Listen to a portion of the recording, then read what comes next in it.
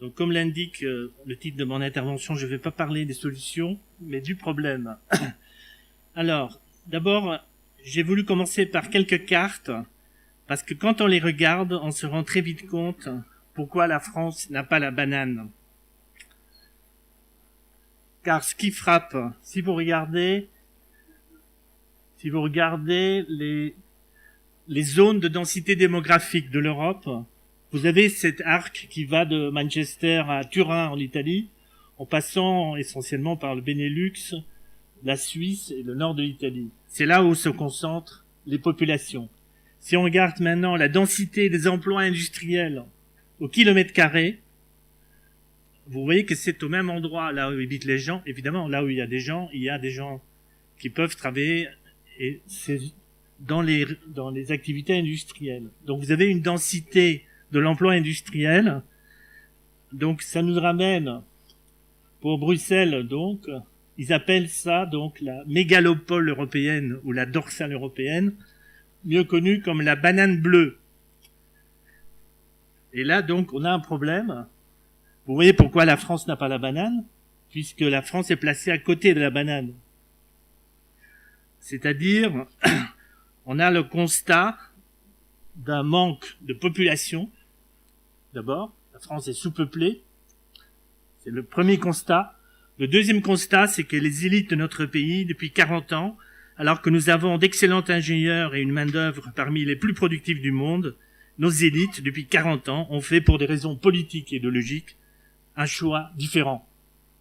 La France de 2015 vit pour l'essentiel de la finance, des loisirs, du tourisme et des services.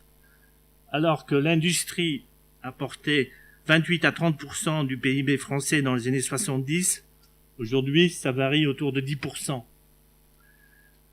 Évidemment, les médias nous disent il n'y a pas de crise. C'est une mutation profonde. C'est la destruction créatrice. Ils nous mentent. En réalité, nous assistons à un vol, celui de la République. Une féodalité de l'argent nous vole la République. Et la République, ce n'est pas une épitaphe sur un bâtiment public. La République française, c'est l'idée d'un bien commun, l'idée du bien commun, transformée par des générations de citoyens pour faire le bien en France et dans le monde. Et ce moyen, on nous l'a volé, et le plus souvent, avec notre consentement et devant nos yeux. Car souvent, nous autres Français, faute de clarté mentale, nous nous comportons comme la fameuse grenouille nageant dans la marmite posée sur le feu. Ce n'est que lorsque l'eau se met à bouillir que nous nous rendons compte qu'il y a un problème, un réchauffement local. Le danger, c'est qu'une fois que l'eau bout, la grenouille n'a plus trop l'énergie pour sortir de la marmite. Pour ne pas finir comme elle, il faut donc identifier qui et comment on nous a volé la République. Pour le voir, il faut regarder une série de coups d'État larvés qui ont lieu depuis 40 ans à chaque étage de la société française. Ça a commencé par un coup d'État culturel, parce que tout commence par des idées.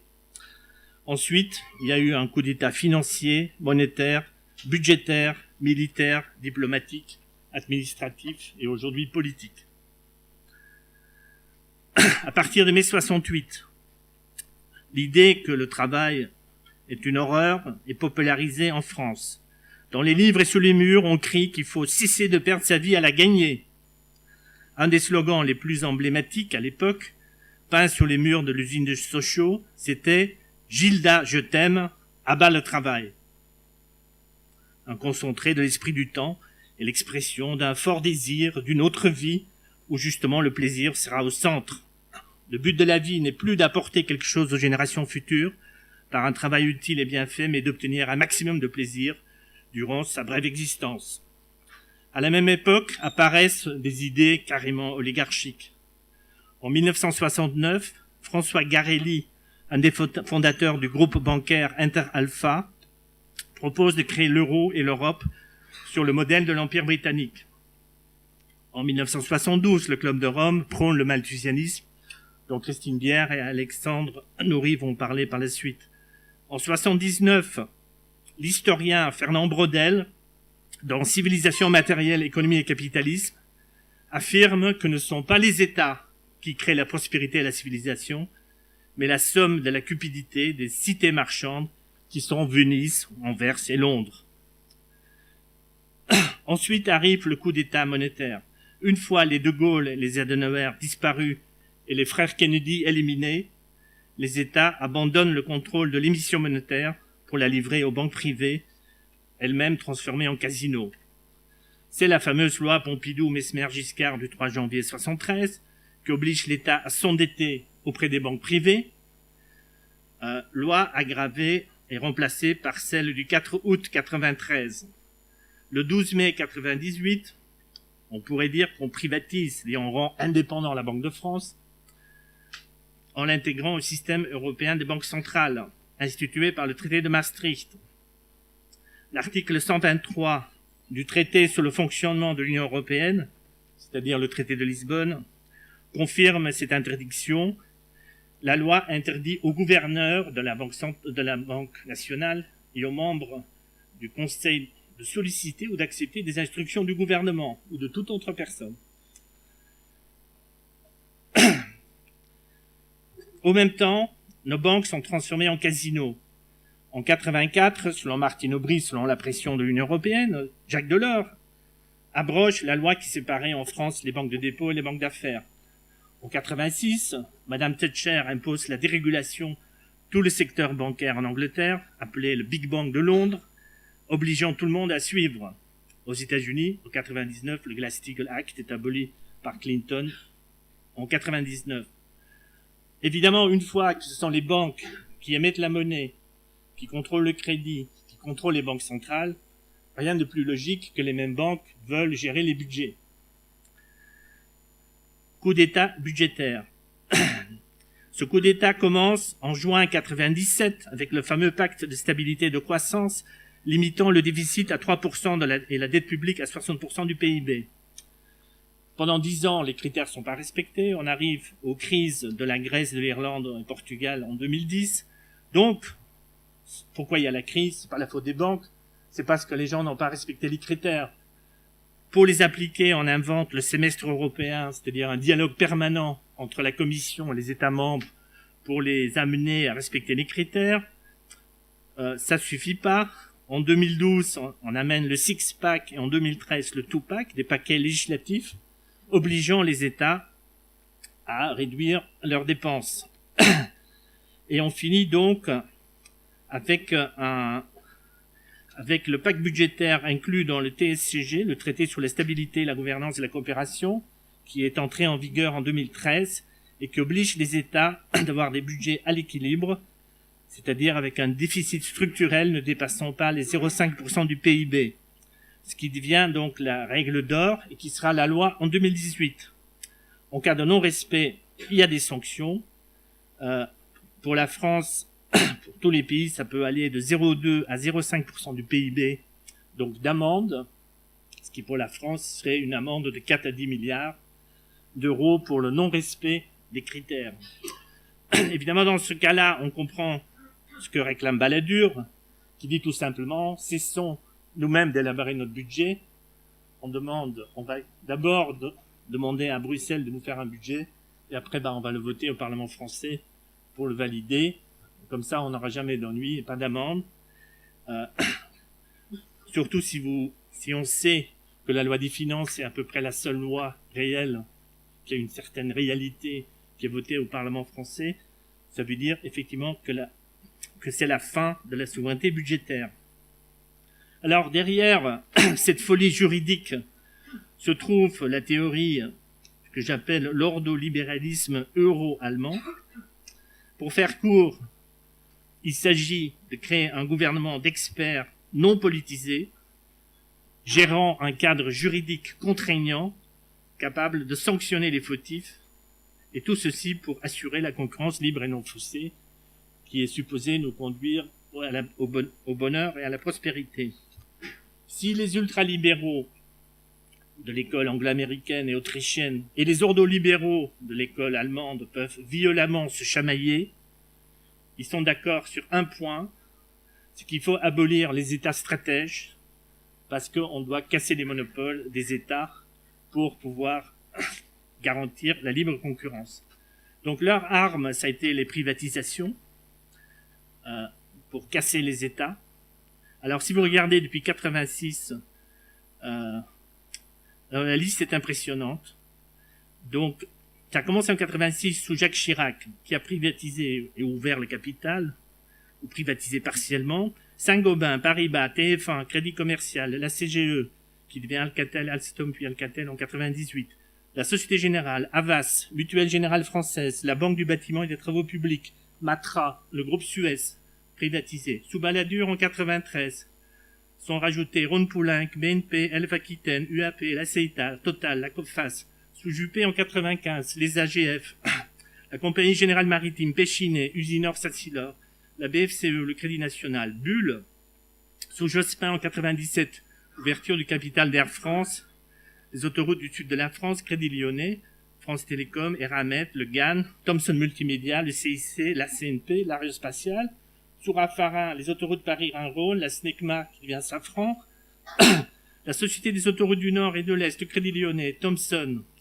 Sous Villepin en 2005, d'autres sociétés d'autoroutes, Gaz de France, ouverture du capital, le SNCM, EDF partiellement privatisé, Aéroport de Paris, la DCNS, sous Fillon, la Poste, GRT Gaz, sous Aéro, Safran, EEDS, Aéroport de Paris, Airbus.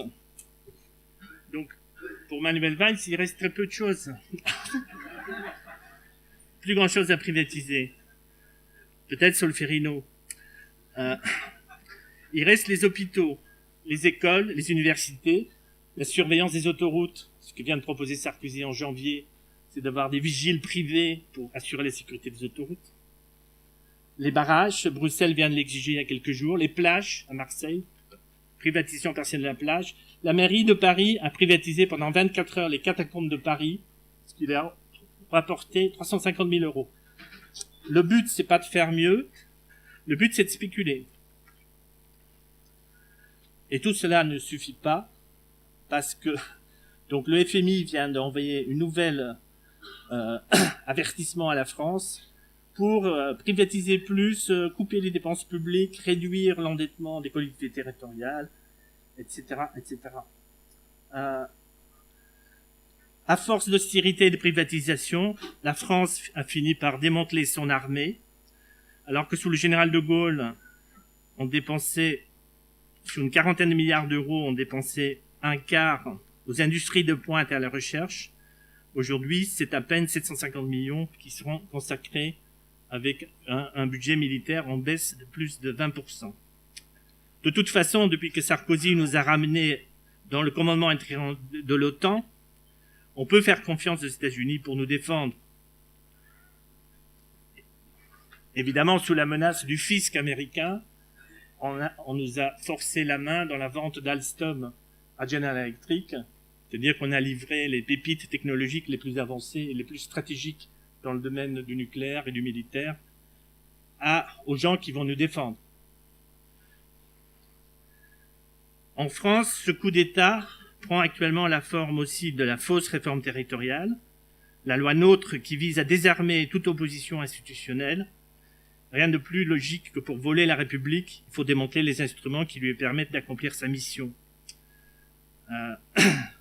La clause de compétence universelle des élus est supprimée, ce qui en fera des simples exécutants d'un État manager. Donc dans ces conditions, il y a une bonne nouvelle, c'est qu'il n'y a aucune menace de coup d'État nouveau, puisqu'il a déjà eu lieu, sauf les élections. Mais là aussi, le coup d'État larvé continue, sous couvert de toiletter et de moderniser les règles des élections présidentielles et législatives. On veut bel et bien verrouiller le système. Après la Grèce et le Portugal, on oblige la France à se faire donc un coup d'État contre elle-même. C'est exactement ce qu'a demandé en 2013 une note de la banque JP Morgan qui se plaignait des constitutions post-fascistes, parce que vous vous rendez compte, ces constitutions, ça donne des droits constitutionnels aux gens et ça empêche les réformes. Donc dans la deuxième phase de l'euro, disait la banque, il faut supprimer les droits constitutionnels des gens pour que l'euro et le système actuel puissent perdurer. Évidemment, je pense que si vous êtes venu aujourd'hui, Et c'est le sujet de nos journées, c'est que vous n'avez pas envie de finir comme la pauvre grenouille dans l'eau bouillante. Merci.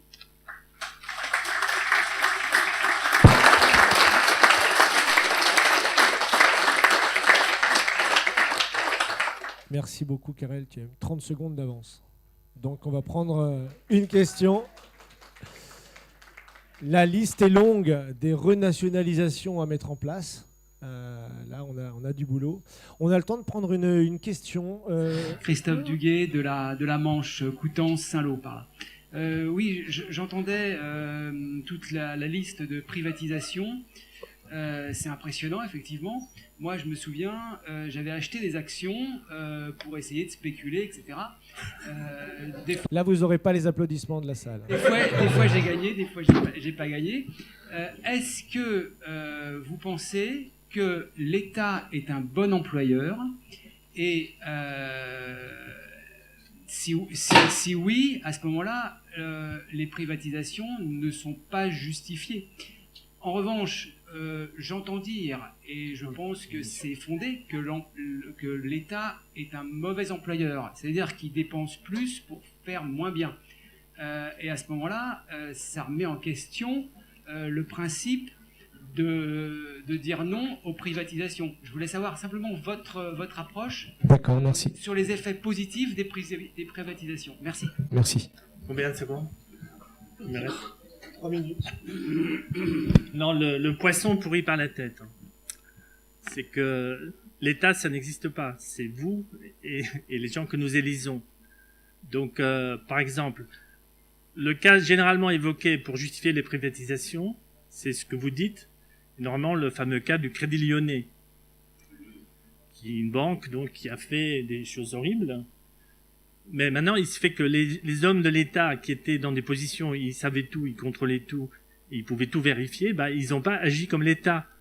C'est-à-dire que par les institutions bien connues de nos grandes écoles et d'une secte très dangereuse en France qui s'appelle la secte des inspecteurs de finances, vous avez le revolving door, vous avez le pantouflage des gens qui passent de la botte à la pantoufle, qui fait qu'à la fin, c'est un club d'oligarques qui gèrent tout. Donc la question, évidemment, c'est qu'il faut rebâtir disons, le dernier exemple, ça a été la nomination de Villeroy de Galhau. Donc vous avez le patron de BNP Paribas, disons le directeur général délégué depuis 13 ans, qui devient le chef de la Banque de France. Donc, comme quoi il n'y a pas de conflit d'intérêts. Donc il faut que chacun fasse son boulot, c'est-à-dire si l'État fait son boulot, à ce moment-là le privé pourra faire son boulot correctement et vice-versa. On a absolument besoin de l'un et de l'autre, mais il faut une intégrité et il faut un engagement commun au-delà des intérêts des uns et des autres, c'est-à-dire un horizon et une perspective de bâtir quelque chose ensemble. Donc la question, oui, si Renault doit être de l'État, c'était nationalisé parce que Renault avait vendu des chars à l'armée allemande pendant la guerre.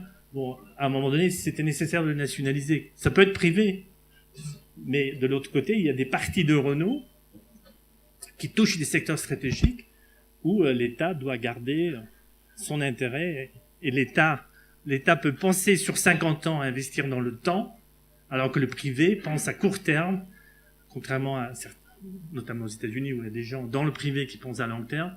En France, le privé pense à court terme, faire de l'argent à tout prix. Et donc, c'est là l'importance de l'État si on veut que la société perdure et qu'on laisse quelque chose pour les générations futures.